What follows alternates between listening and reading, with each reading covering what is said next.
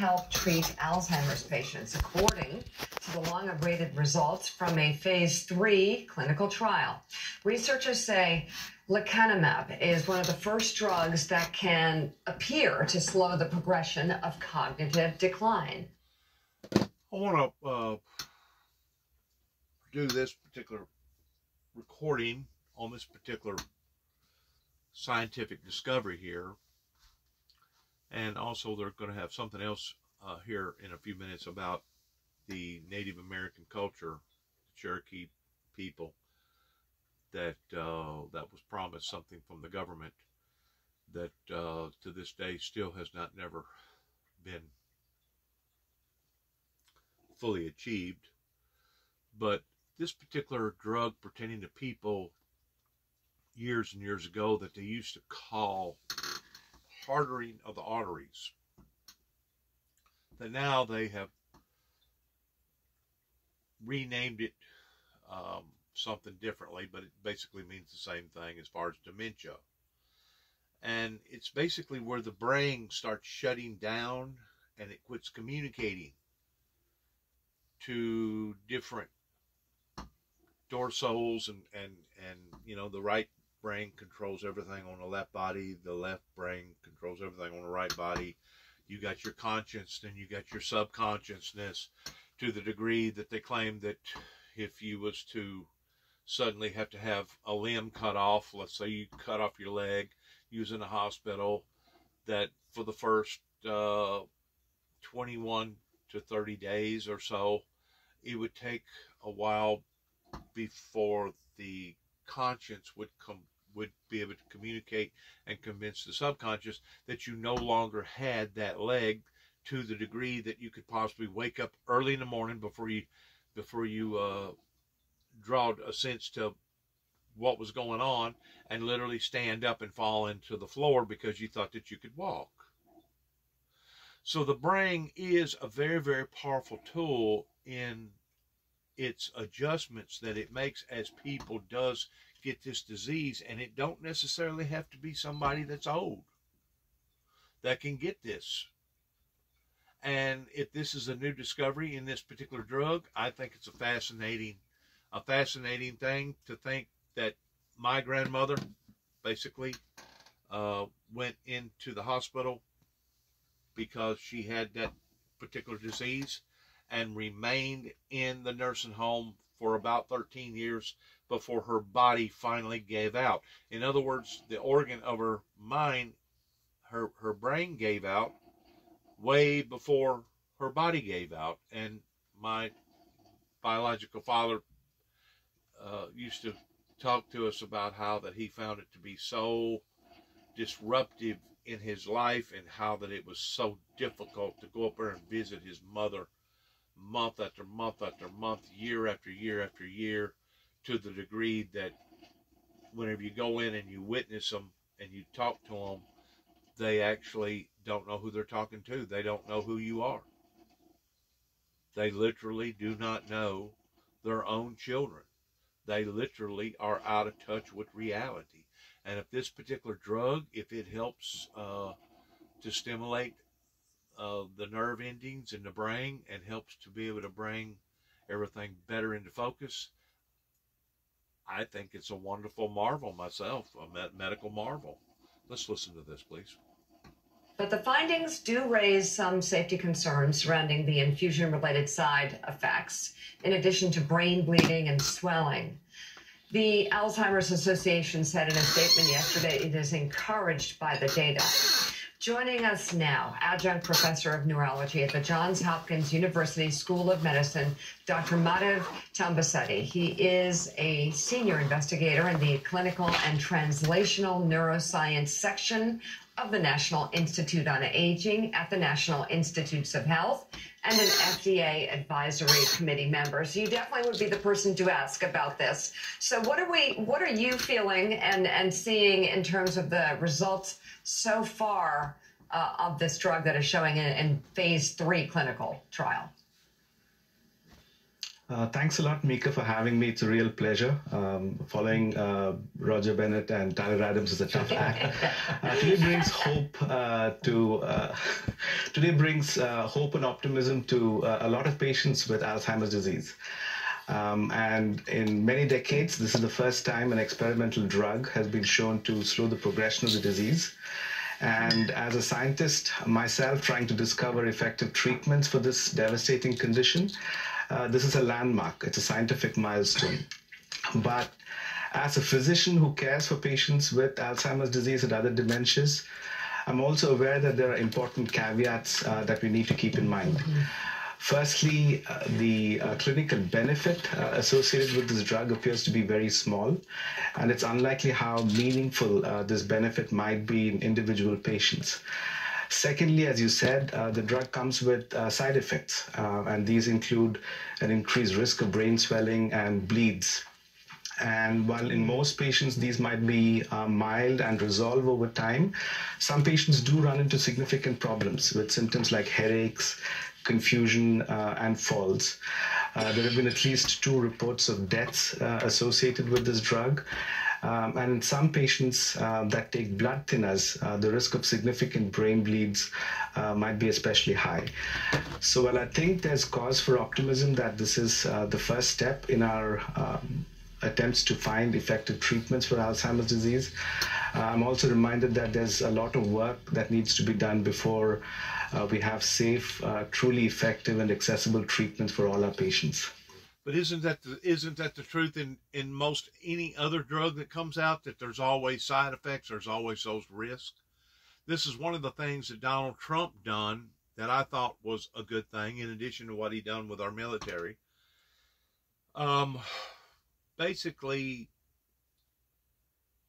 gave the medical industry a green light towards people that was already in a doomsday scenario to be able to allow for certain drugs to be used on certain people. You can call it experimental guinea pigs if you want to, but it's opened up a new opportunity for the medical science industry to be able to work on people that's already in a certain particular state that, as Donald Trump said, what do they have to lose? They're already basically doomed. And if these certain particular medical breakthroughs can actually advance or help somebody, because we know for a fact that the medical industry here in America is much more stringent today than what it is over in India or it is over in China and other parts of the world.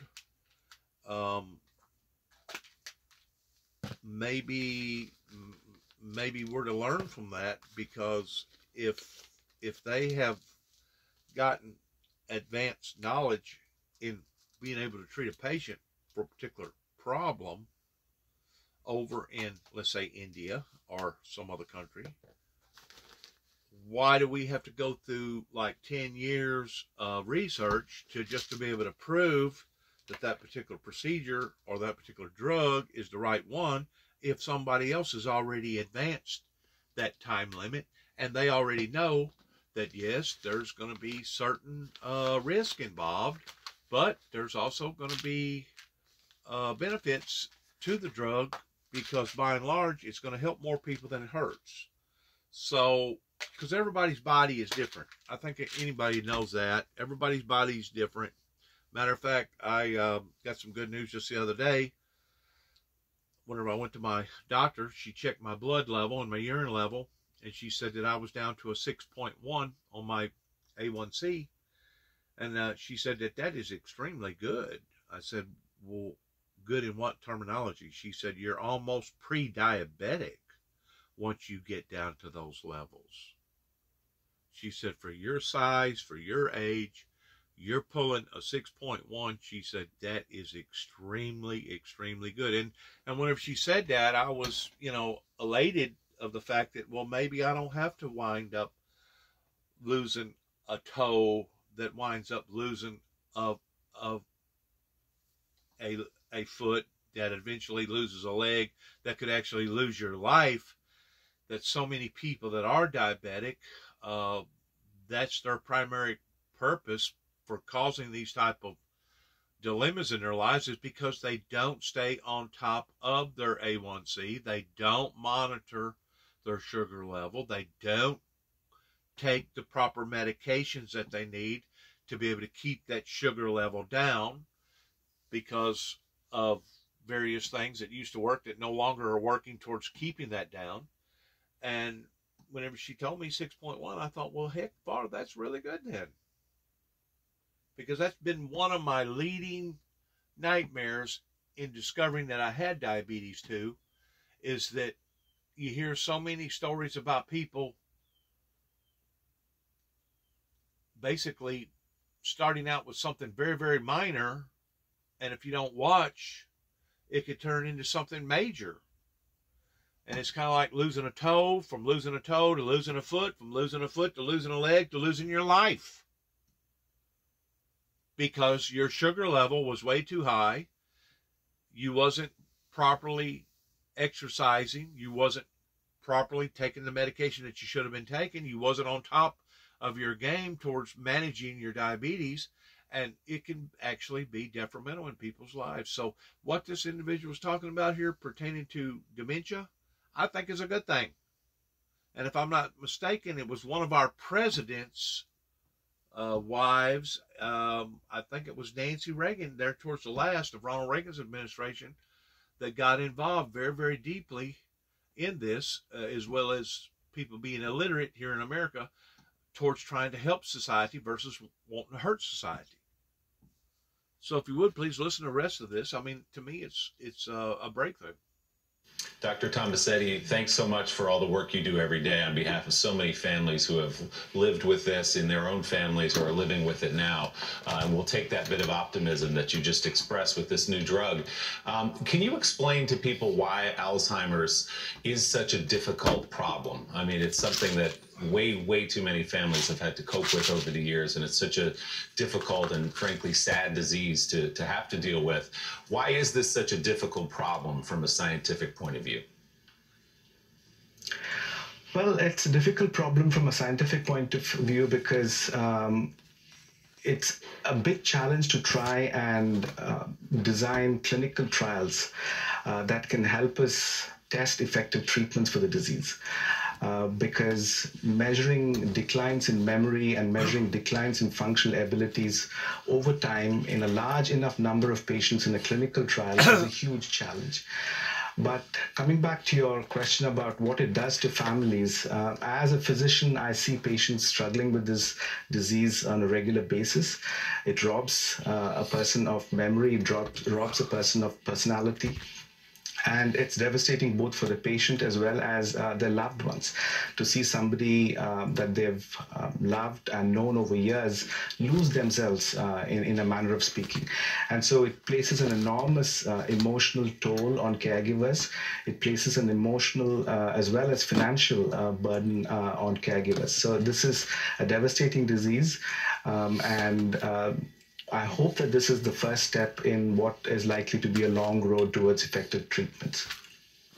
All right, adjunct professor of neurology at the Johns Hopkins University School of Medicine, Dr. Madhav Tombasetti. Thank you very much for coming on the show this morning. A great follow-up, may I say. Yes. Roger Bennett and Tyler Adams. Thank you so much, Doctor. Wonderful. Oh, thank you, Doctor, very much. So, members of the Cherokee Nation are calling on the United States government to fulfill a nearly 200-year-old promise to grant the tribe a delegate in Congress.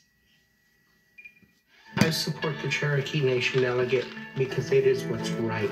It was negotiated in a treaty, and that treaty should be honored.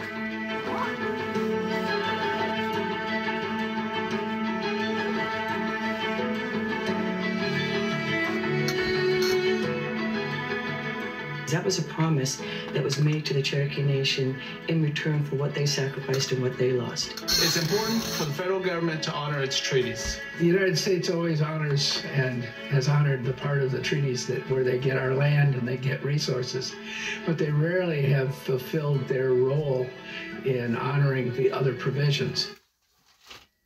Joining us now, Cherokee Nation Principal Chief Chuck Hoskin Jr. He will be among those speaking today at the very first in-person Tribal Nations Summit at the White House. This is the first one in 6 years. It's very good to have you on the show. I guess, first of all, if you could talk about the summit and how you plan to address this issue. Well, the summit's very important. It's a chance for tribal leaders to engage with federal officials, and that's really the relationship in this country, sovereign to sovereign, sovereign Indian nations to the United States, and it's an important relationship. So we're going to address a number of issues. Language preservation is on my mind, but this delegate issue, holding America to its promise, that is so important because it goes to the core of really what the country is. Is this a country of its word? I think it is, or it should be, and here's an opportunity for the United States to make good on a promise to the Cherokee Nation. And what would that mean, Chuck, the Cherokee Nation, to get that delegate as was promised so long ago?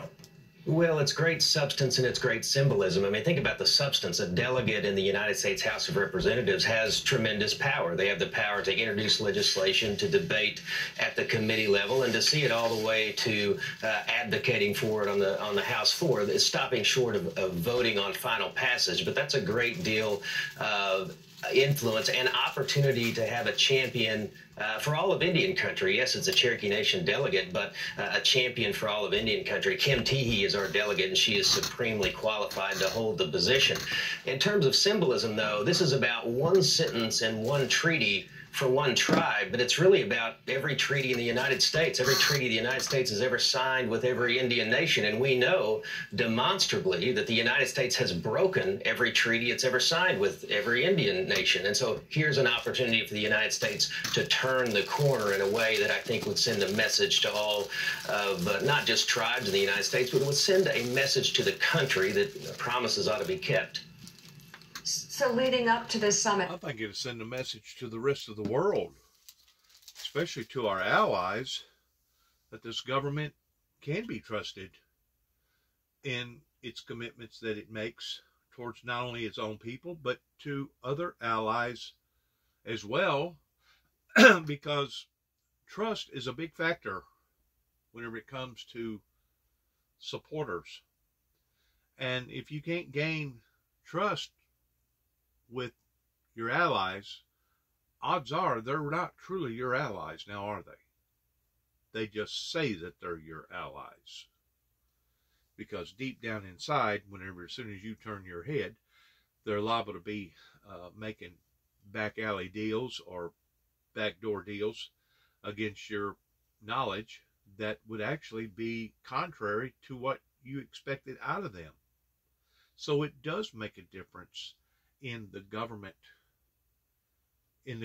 integrity towards proving to itself that it is a government that can in fact be trusted. I am really so touched by this because I myself have Cherokee blood in me. I don't know that I would register to the degree of getting on the Dawes roll towards being a registered Indian, of getting all of their benefits, but I know that I got a certain portion of Indian in me, and I'm not ashamed of that. If anything, what I am ashamed of is how that the Native American indigenous people was treated, and that how that our government basically come over here and savagely brutalized and cruelly genocide these people, these poor people, in the way that they did by taking advantage of them, that even to this day, those wrongs has not been made right. Those wrongs have not been made right. And I'm ashamed of the fact that it hasn't been made right. So maybe this is going to be a glorious step in the right direction towards seeing what our government's going to do. We know what it has done. Let's see what it's going to do. If you keep continually making the same mistakes, lessons will be repeated. So leading up to this summit today, have there been any discussions with the White House or members of Congress about the delegate issue? And have you received any pushback? We really haven't received any pushback. We've received a lot of good questions. You know, early on when I took office in 2019 and appointed Kim Teehee, one of our first calls was to then Congresswoman Deb Haaland. And of course, she's the United States Secretary for the Interior, and she's a wonderful cabinet secretary. And she has continued to be interested in this issue and someone that we can talk to about it. So I think we've had a really welcome from the White House, from the Biden administration on this issue. But this is really in the hands of the United States House of Representatives and on a bipartisan basis. And I think we demonstrated that a couple of weeks ago when I appeared before the Rules Committee. On a bipartisan basis, there's interest in following through on this promise. There's a lot of questions about the mechanics of it, but no one has said this shouldn't happen, and that's good news from my perspective. Cherokee Nation Principal Chief Chuck Hoskin Jr., thank you very much for coming on the show this morning. We appreciate it. Thanks so much. And coming up, a big win for the Justice Department in its sprawling investigation into the Capitol insurrection. Plus, Democratic Senator Chris Coons is our guest, fresh off the passage of legislation that gives federal protections to same-sex marriage. Morning Joe, we'll be right back.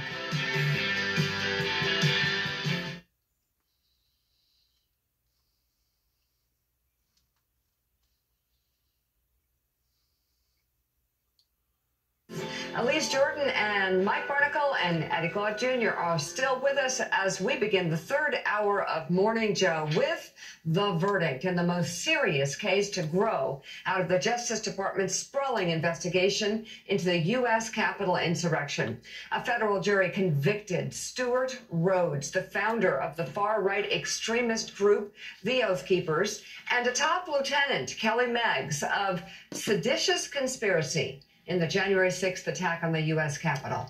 The charge carries a maximum sentence of 20 years. Rhodes' attorney said they plan to appeal this, of course. Three other members of the group, Jessica Watkins, Kenneth Harrelson, and Thomas Caldwell, were acquitted on the charge of seditious conspiracy, but were convicted of obstruction of an official proceeding and aiding and abetting. A sentencing date has not yet been set. Let's bring in NBC News Justice and Intelligence correspondent Ken Delanian and MSNBC legal analyst Charles Coleman. Good to have you both with us this morning. Thanks so much for being with us. Ken, what does it mean? What do the convictions mean for the DOJ's cases?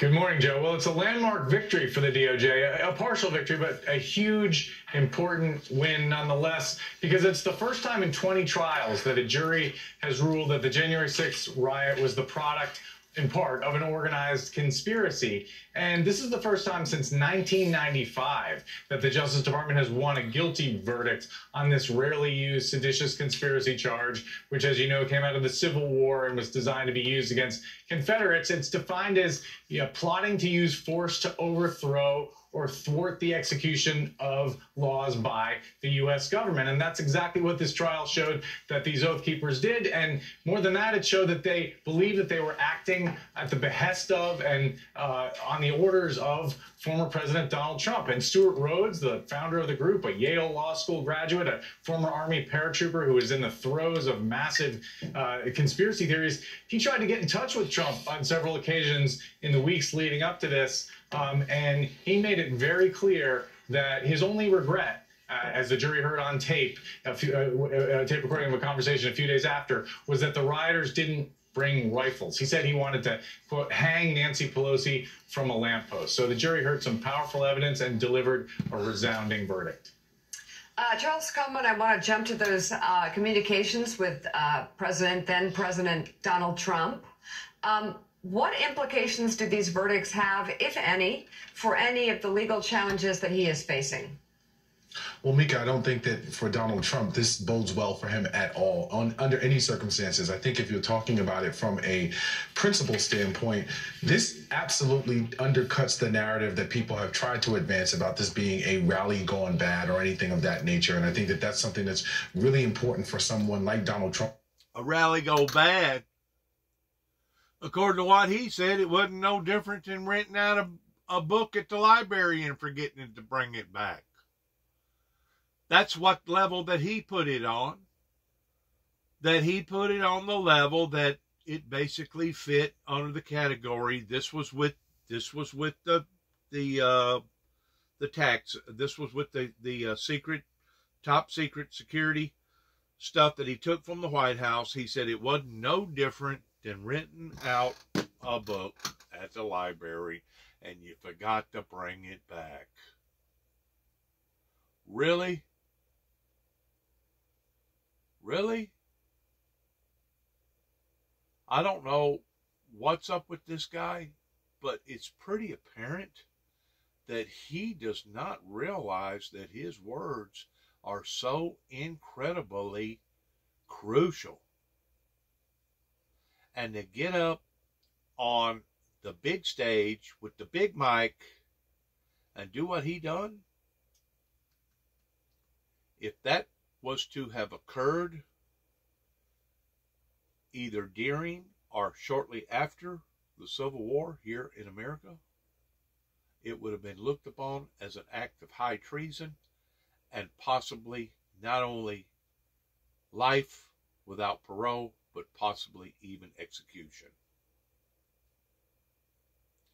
Fortunately, our laws have changed to a certain degree towards not being so brutal. But at the same time, if it looks like a duck, quacks like a duck, I've always been told odds are it's probably a duck. And that's exactly where this lines up with now towards this sedition charge that's now been given out to some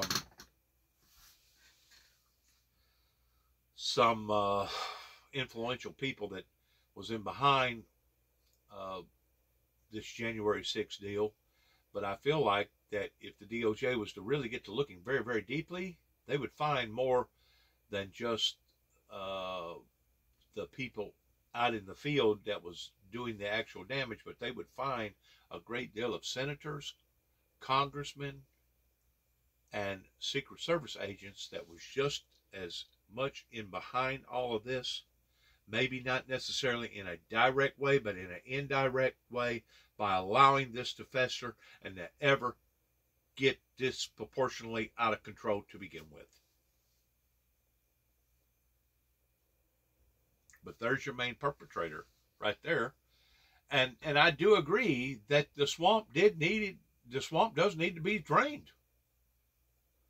Policies need to be changed. But you don't do it on the order of what he was promoting or trying to achieve. You're talking about a takeover. You're talking about an uprising. You're talking about a bloodbath. You're talking about a civil war. You're talking about, sure enough, destroying thousands and thousands, if not millions, of people's lives. This should have never, ever, ever got to this level. The position he's in now and being embattled on so many different fronts with regard to the different legal issues that he's battling and dealing with. But on a practical level, there needs to be much more concern for Donald Trump. And I think he understands this in that now you have something very concretely which draws a line between Donald Trump and illegality and illegal activity, even more so than the other investigations that are currently ongoing. And so now there may be an additional link, because what you have to understand is, with prosecutors and the DOJ gaining momentum after all of these convictions, the likelihood of an additional cooperator grows greater and greater and greater. And what that does is it closes the walls in on Donald Trump even tighter. So if there's information out there that could potentially link any of these communications or another communication that we haven't heard about yet that emerges, it's a much shorter line to see Donald Trump directly connected to this activity and these convictions. So, Ken, these guys, the Oath Keepers, were playing American Revolution. They talked about carrying on the spirit of the Founding Fathers. We've talked about the weapons they had at a motel across the river in Arlington, Virginia. They had boats at the ready, they said, in case it came to that, like they were going to be Washington crossing the Delaware or something. What message do you think this judgment, this jury sent to people like the Oath Keepers about that thought that, yes, they have the right to take up arms and they have the right to take back, in their view, the country from tyranny? Well, exactly, Willie. It was a reminder, as if people needed one, but I guess some people do, that you can't just join a militia in this country and plot to overthrow the U.S. government. You know, we've gone a long way towards empowering people. You got people walking around with assault rifles in many parts of this country. And this particular militia, the Oath Keepers, was primarily a group of former military and law enforcement people who really believed that they were the last defense from a country that they thought they were losing.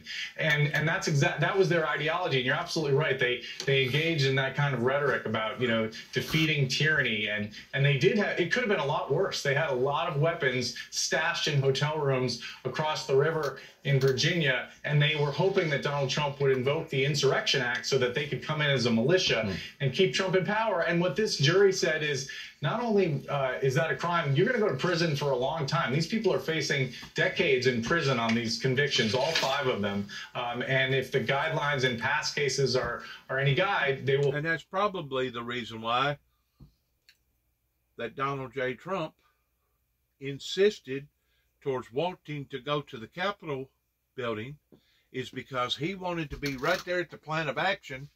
That way he could have insisted on this particular Erection Act in trying to make it look legal.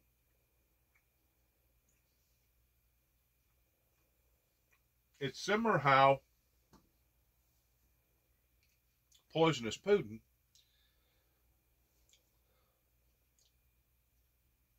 over in Russia, the Russian government tried to make it look legitimate towards them taking over different parts of the territory of Ukraine and people voting on it and making it look like that it was a authentic, whatever the word that they used, towards making it look like it was legal. If Donald Trump could have got to the Capitol building that day, and if they could have pushed aside the Secret Service away from Donald Trump and basically gave him an open leash with an open mic, there ain't no telling where all this could have went to, especially if it would have been fumigated in the right proper way, in having backups with guns, with tanks, with whatever, heavy artillery, towards going in and basically turning it into a bloodbath. It just so happens whoever their coordinator was, their organizer, didn't organize it properly to the degree of actually going to demonstrate one power overseeing another power, which usually requires a great deal of bloodshed when that happens. In any country, on any level of any government, because it's serious and it's powerful. And to think that you're just going to go in there and they're just going to give you the reins to what's going on, odds are they're going to fight for it, and there's going to be a fight. And obviously, this guy here, as being a leader, wasn't too much of a leader if they didn't plan all that stuff out ahead of time towards A, B, and C, which is a good thing for us, because if it would have escalated into something like that, we could basically be in some sort of military crackdown right now, a martial law, seeing tanks and airplanes flying over our heads, bringing cruelty and death to their own people. That's where all this could have led to. It could have led into a complete, total collapse of our democracy. And I tend to wonder to this day if that's exactly what some of these people was hoping for. That way it could have been run by open thugs. It's bad enough like it is right now. Could you only imagine if something like that was to occur?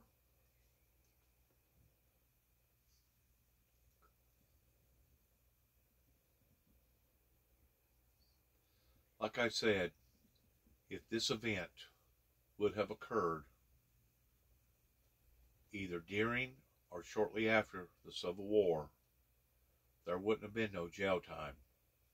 They would have put this individual in front of a wall, and they would have filled him full of many, many lead holes into his body to the point that he would not be living.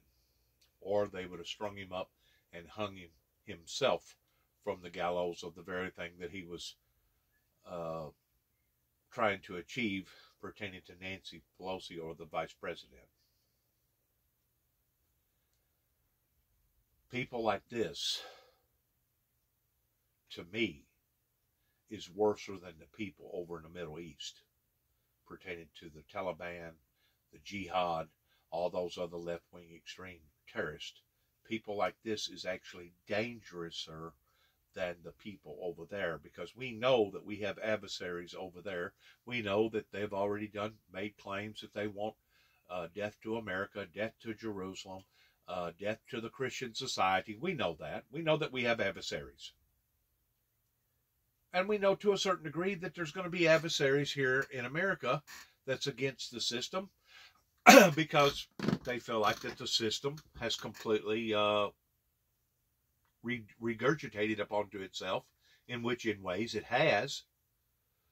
But to fix the system, the way that they was going about doing it was just going to add that much more insult to injury.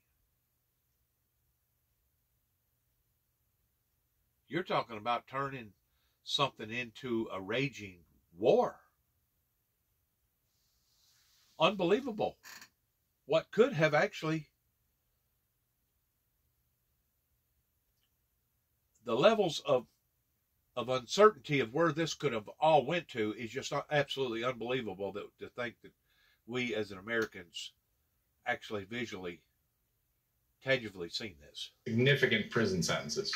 Charles, in listening to Ken's reporting this morning and listening to you just now describe the contours of and then perhaps potential ramifications of the verdict that came in, all I could think of was the word accessory.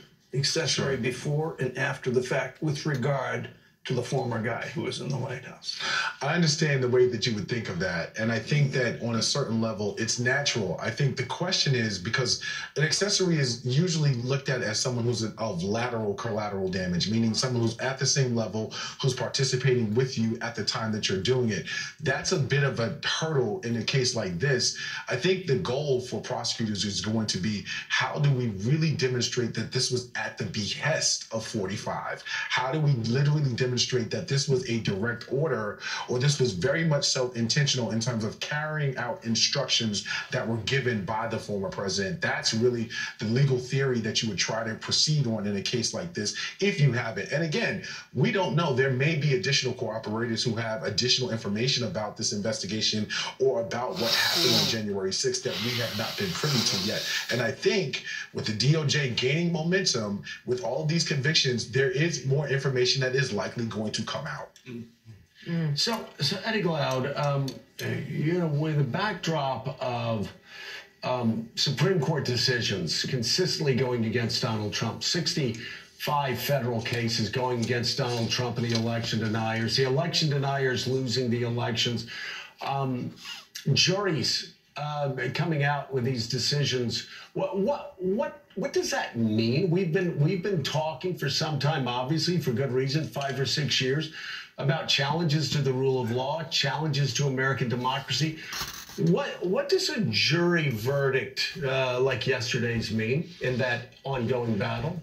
Well, I think it sets the stage for the ultimate question that we have to face. The man who has been at the center, at the heart of challenging our understanding that no human being in the United States is above the law, has yet to be held to account. He's lost. You're right, Joe. The Oath Keeper, Stuart Rhodes, has just been, indicted. He's just been found guilty. Yes, we've seen folks indicted and found guilty who participated in the January 6th event. But the man who's fundamentally challenged the idea that no one is above the law is still wreaking havoc. So I think it's a step, Joe. But until he's held to account, we will find ourselves still grappling with the question whether or not the rule of law still obtains in the country. All right, NBC's Ken Delaney and MSNBC legal analyst Charles Coleman. Thank you. Thank you both. And let's bring in right now Democratic Senator Chris Coons of Delaware. He's a member of the Foreign Relations and Judiciary Committees. And as it pertains to the Judiciary Committee, I'm curious your thoughts about the verdict, the guilty verdicts yesterday. Well, Joe, great to be on with you again. I think this was an important verdict. The Department of Justice invested a lot of resources in making sure that they brought and they won a charge against the leaders of the Oath Keepers for seditious conspiracy, not a common charge, and one that carries with it a significant potential jail term. As you've been saying in the earlier segments of this show, this puts to rest the argument that this was just some organic protest gone awry, that these were folks who were just a little wound up. They planned and they resourced and they tried to execute an intervention in the peaceful transfer of power here in our nation's capital. For those of us who were in the building that day, it was gravely concerning, some would say terrifying, as we watched the battle between armed protesters and Capitol Police that cost the lives of several police officers, shattered the perimeter of our building, and threatened the lives of both Vice President Pence and Speaker Pelosi. This was an appropriate outcome by an American jury. And so let me ask you now a question for your other committee on foreign relations. Iran, we've been talking about Iran today, the USA-Iran match yesterday, some of our concerns about the Iranian players. Let's just talk generally, though, where the United States stands in relation to the Iranian government, a government that is shooting young women in the street who are protesting. What's our view on Iran? What can we do? Joe, Iran, we have hopes for the Iranian people, but we are clear-eyed that the Iranian regime is brutal and repressive. Hundreds of protesters all over the country have been killed. The Iranian regime has now publicly recognized more than 300 have been killed. The real number is almost certainly much higher than that.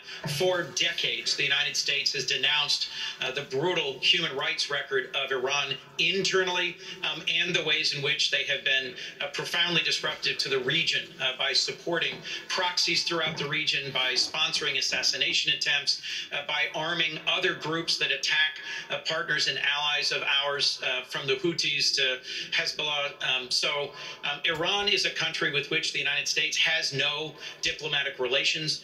We have tried to negotiate some way to constrain their nuclear program, but at the moment, the current Iranian regime and the United States have very little in common in our values and our interests, in our direction. And I think it's important that we lift up the Iranian protesters.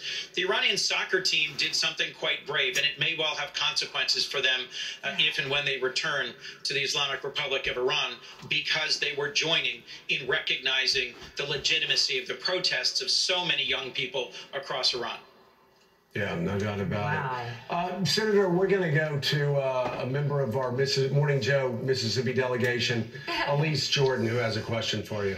Senator Coons, I just want to thank you for your continued advocacy for our Afghan allies who have been left stranded since the drawdown in Afghanistan. Can you give us an update on what the government is doing to help those Afghans who are over here and in limbo, and is there progress on the Afghan Adjustment Act? Thank you for that question and for your attention to this. So many veterans have reached out to me about this. Senator Klobuchar and I have been working with a bipartisan group of senators on trying to move forward an Afghan Adjustment Act. There's precedent for this. After the fall of South Vietnam, the United States brought tens of thousands of Vietnamese into our country. My home church, where I was raised, sponsored a family of Vietnamese refugees. Those who we evacuated from Afghanistan are currently here under a 2-year humanitarian parole. We are trying through this bill to give them an opportunity to come forward and be individually vetted in person here in the United States to reinforce the security concerns that many of my colleagues have, and then give them a legal status here in the United States, an opportunity to be here securely and to pursue work opportunities, to build families here, to really join the American family.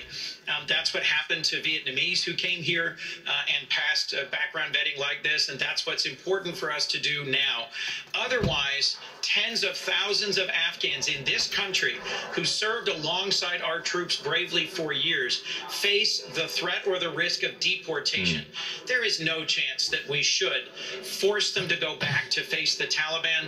In fact, my office and I have been working on a specific case just this week of a family, parts of which are still in Afghanistan, where the Taliban are going to their home day after day trying to find an individual who was a critical part of our war effort there for 20 years. Yeah, and those fighters and translators were promised that protection. So we will continue to cover that story. I want to ask you, Senator, about some history you all made in the Senate yesterday with the Respect for Marriage Act passing 61-36 with 12 Republican votes. We've been talking this morning about the evolution just in the last decade even on the issue of gay marriage. Now, 71% of Americans, according to Gallup, support that. That number was 27% in 1996. Can you speak to the significance as a practical matter of passing that, but also as a historic matter?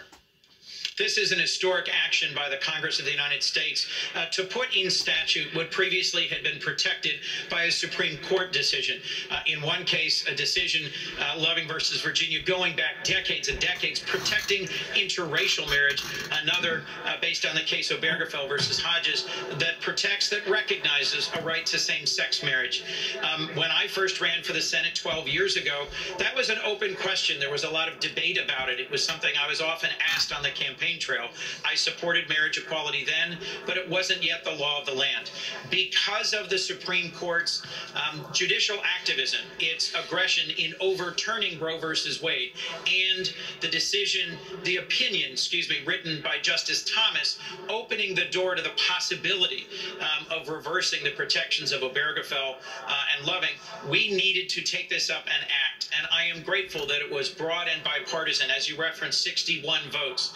But the idea that the Supreme Court has rolled back long-settled rights to reproductive rights access put this at risk and meant we needed to act. The House will take it up, pass the Senate version, and send it to the President's desk next week. This provides some protection, a recognition that love is love here in the United States. Senator Coons, good morning. So that means that I love my cat. I can go and get sworn in towards a marriage between my cat or my dog or my hamster, and we're going to recognize that too as well. In other words, I can use my cat or my dog as a beneficiary to be able to write them off every year on my taxes. Where is the limit line? Once more, where is the guardrails towards how far is too far that this government is willing to go, number one. Number two, I believe you're opening up the vulnerability in the creator of the universe that requires, not suggests, but requires for a certain group of people to act a certain way. And if we don't act that way, we all suffer the consequences. Where does the guardrails come in at towards knowing the difference between what the Bible teaches towards being love and what the Bible teaches towards being lust? Because the Bible teaches that sinners love sinners. Wicked people love wicked people. demonic people love demonic people. There's no doubt there is a common interest there. No doubt. Birds of a feather flock together. But when their rights exceed our rights, and then we start suffering the consequences because the Heavenly Father is not bringing adequate rains, adequate sunshine,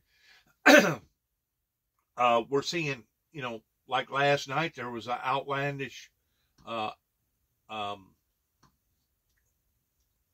meteorologist event that happened down south towards Mississippi. I don't know if anybody actually got killed. I do know that a lot of property was damaged.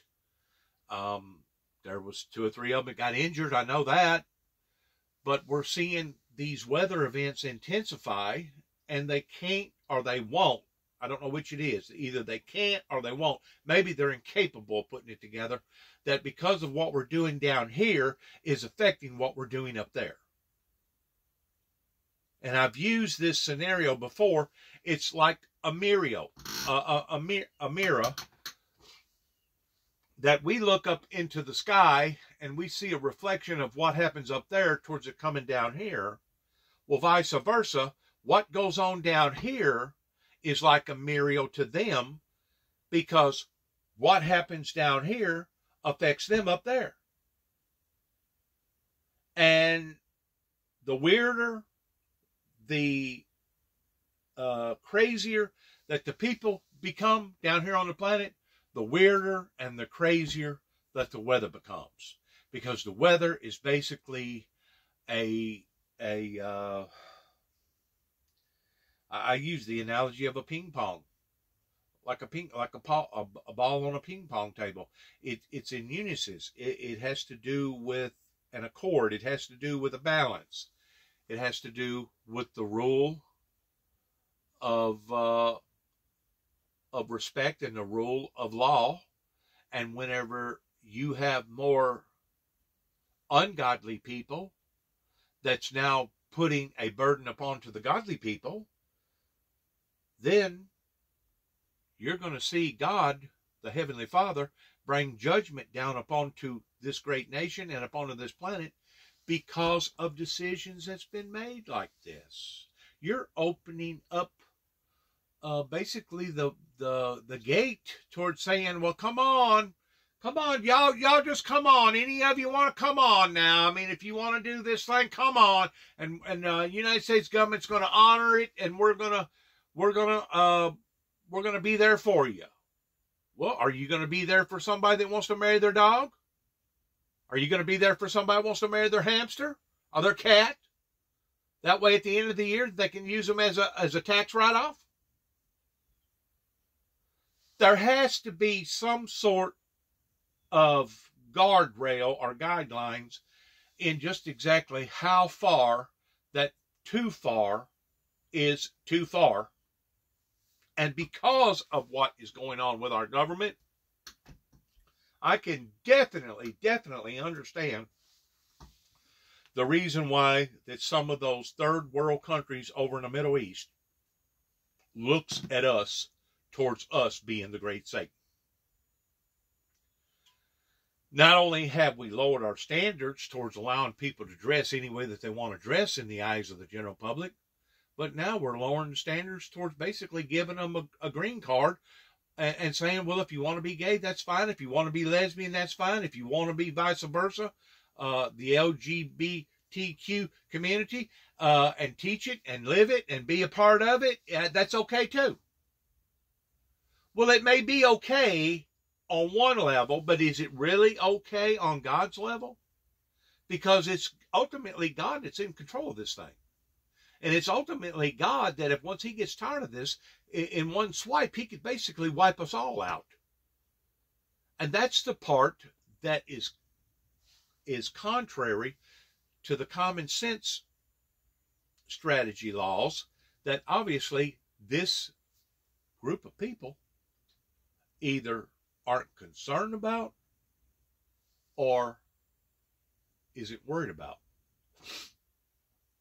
And what does the Bible teach about a nation that turns its back on God, the true, righteous, holy God, what does it say that's going to happen to that group of people or to that person? It says that God will give them over to a reprobate mind, let them believe a lie, and to be damned. How can we be damned? We can be damned by disease. We can be damned by divorces. We can be damned by all the pornography. We can be damned by all the drugs coming over. We can be damned by all the gun violence. We can be damned by all our prison cells and our jails being full. We can be damned by all the divorces. We can be damned by not even being able to take care of the pothole in front of our house, much less do major construction on our infrastructure. We can be damned by God allowing for earthquakes and volcanoes to erupt. We can be damned by pandemics and disease and war breaking out. And they know this. These people know this. And they're still doing it anyway. In other words, these people's rights or these people's wants have now exceeded the rights of the true godly. And whenever this happens, now you're opening up a portal towards God saying, okay, so this is where they want to go with this. Other generations have not successfully succeeded in doing this, and why they think that they're above and beyond any type of accountability issues coming from the Creator. God is shaking his head as well as his fist and saying, buddy, you just got through opening up a brand new can of worms upon not just the ungodly, but also the godly. And until the godly is willing to stand up and go against this, whenever I say that, the wickedness pertaining to the forces of nature, that God has basically turned his protected hand away from us because of the stupidity of what we are doing to the earth and what we're doing to one another, it couldn't have happened to a better group of people. Now, does that mean that I want it to happen to that group of people? No. Does that mean that I intentionally ever wanted it to happen to that group of people?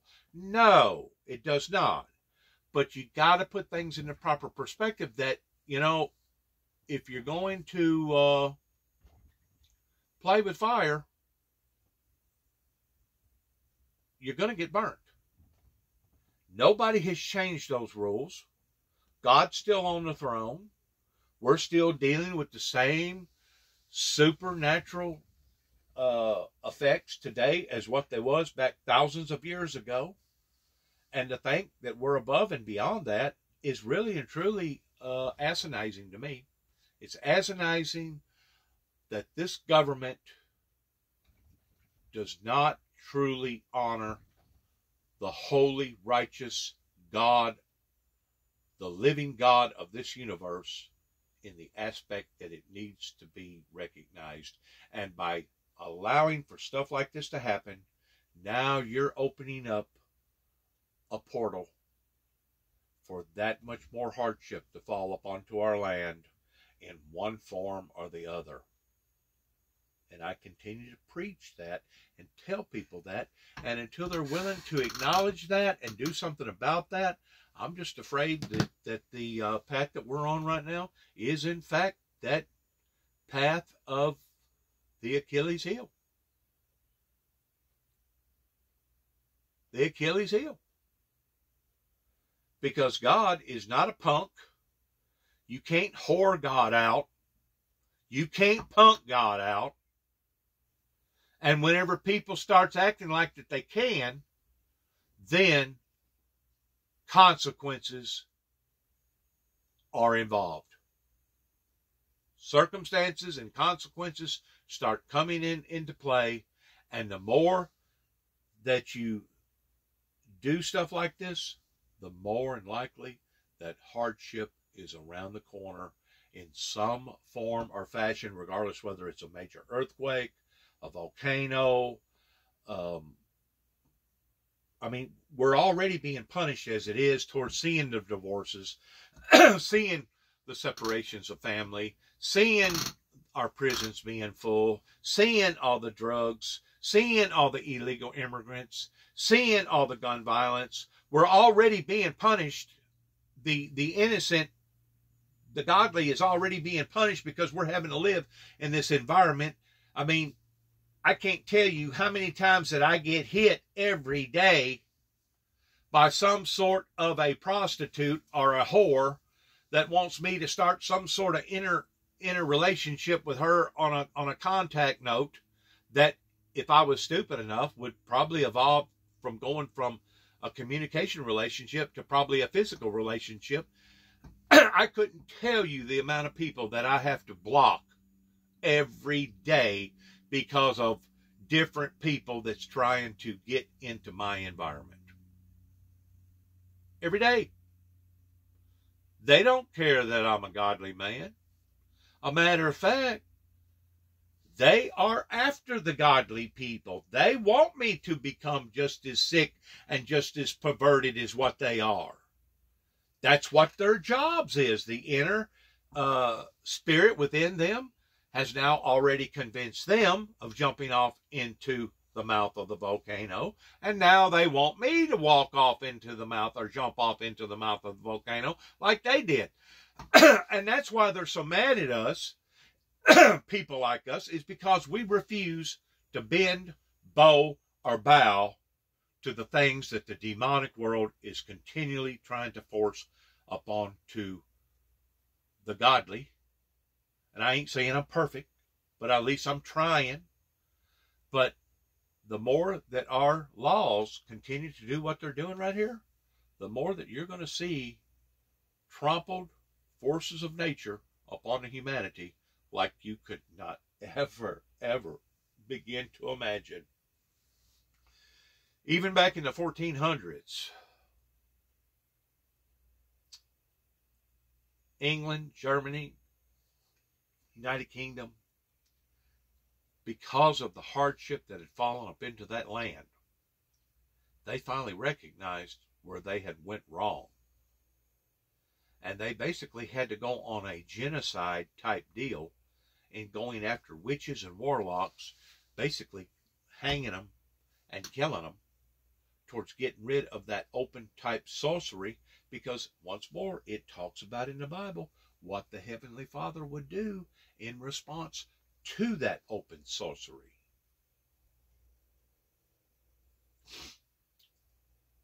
There's always been sorcery, going all the way back into the book of Acts, whenever Paul was teaching and they come upon to this soothsayer, basically a fortune teller, and they prayed the spirit out of her, and all of a sudden she could not effectively do what she was doing, and they was going to kill Paul and somebody else in the Bible because of that, because they realized that their industry had just been damaged, because this woman that had this evil demonic spirit no longer had these powers to be able to forecast or predict or read other people's future. So people quit going to her.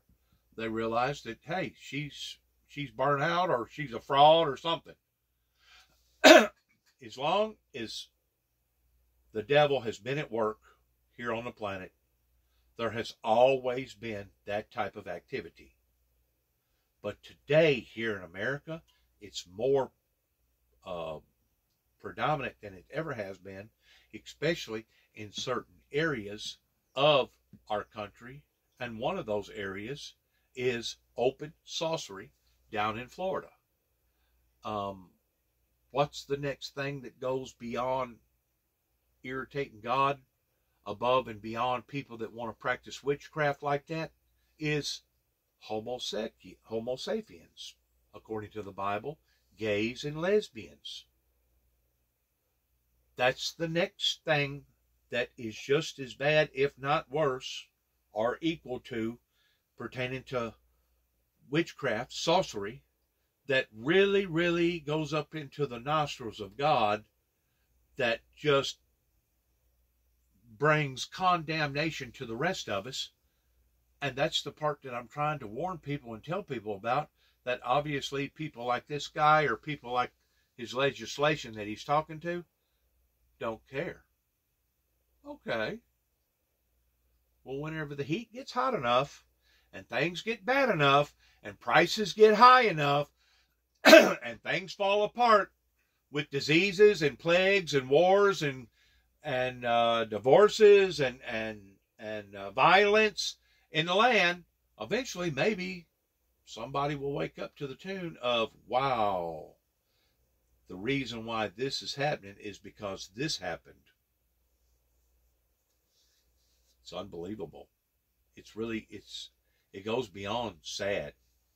It's a tragedy in so many ways to think that our ancestors fought and fought and fought for the laws of this land to be godly laws, and now they've twisted them and manipulated them and perverted them into what we're dealing with today.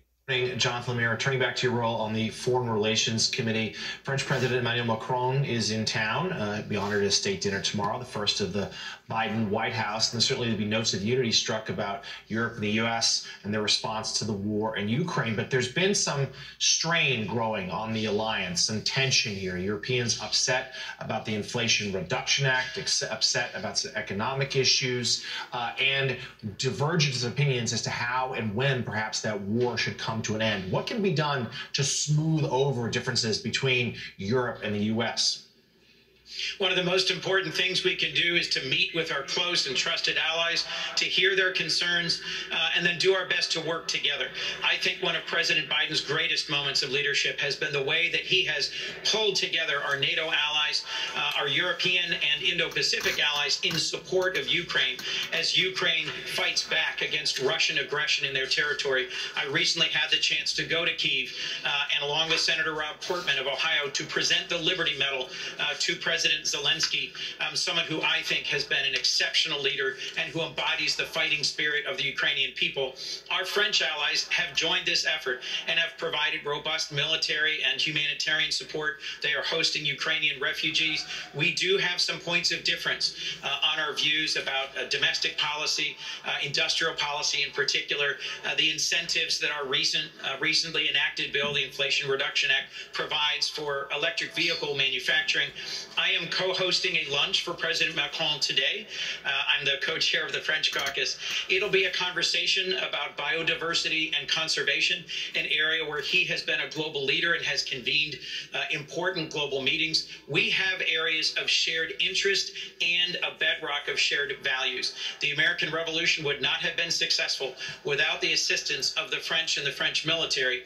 We are today engaged in a similar effort where countries, France, the United States, many others, are helping the Ukrainians fight for their freedom and to secure their sovereignty. These deep ties will help this be a very productive visit. It is the first state dinner of the Biden presidency, and I'm very much looking forward to a series of important conversations with President Macron of France. Well, you wear a lot of hats. Co-chair of the French caucus. Who knew? Senator Chris Coons, Democrat of Delaware. Senator, thanks so much for your time. We appreciate it. John, I want to ask you about another big story today. The House planning to vote today to block a potential rail strike in this. I'm going to stop right there and talk about what they're talking about pertaining to the French. You know, whenever it comes to a country that's been very, very liberal, that's one of them. A matter of fact, the falling away from the true Christians began over in that area. Germany, England, French, all those other areas. And now the same buildings that Christianity worshipers used to worship in, now the Muslims is coming in behind them, renting out the buildings or buying the buildings and turning them into basically mosque where they preach and pray in the name of Allah and believe in the name of the Sharia law, the Sharia Act, that's still to this day growing in leaps and bounds all over the planet. When you open yourself up for demonic, wicked, evil activity, you're opening yourself up for the works of the devil. And these people that worship this way, they may think that the devil's on their side, and I guess in some ways he might be, but ultimately it will be the devil that will bring great humiliation and wrath upon those people, because God will basically tell the devil, sick them. They've bitten the hand that I was trying to feed them with towards blessing their land, blessing their communities, blessing their institutions, blessing their government. And because of it, because of the way that they're treating me and not honoring me and disrespecting me, sick them. And that's whenever the wrath of the devil will come down, just like the Bible talks about, for he will come down in great wrath, because he knoweth his time is short. And don't think for a second that he won't, that the supernatural, evil, demonic, Luciferian Lucifer won't show these humans, these Homo sapiens down here, towards who actually and who and how's going to eat the cabbage. He's playing, he's toiling with these people down here. Satan is not for the human race. He's for destruction. Why is he for destruction? Because he's brought destruction into his own life. He's deranged. He's sick.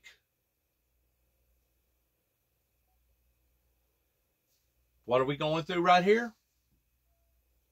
Talking about blocking a rail strike. One dilemma after another dilemma. All these dilemmas are in the opposite direction of peace and utopia. Continuing on, and we're going to continue to see the same results. They teach them that in Alcohol Anonymous and Drug Anonymous, that it is a sign of insanity. Good luck to all of us is all I got to say. I hope somebody may have gotten something out of this particular message here.